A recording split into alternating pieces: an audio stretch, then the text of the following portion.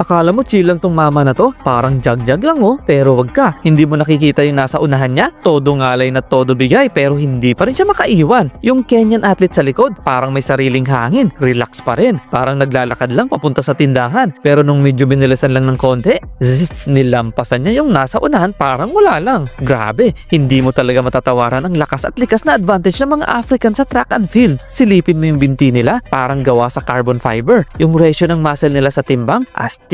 1:3 daw yan kaya parang lumulutang lang habang tumatakbo. At dito sa 5,000 meter finals, nung last stretch na, eto na, kinain niya lahat ng nasa unahan. Boom! Pasok sa top 3 at guess what? Lahat sila black athletes. Pero ito yung pinakamalupit. Nawalan pa siya ng sapatos mid-race pero hindi siya tumigil. Tinapos niya ang laban ng nakapaa. Sobrang respeto. Idol! Ikaw kaya Pi, may ganun ka bang fighting spirit kung literal na mawalan ka ng sandalya sa buhay? O susuko ka na lang? Follow mo ko para sa mas marami pang kwentong malupit.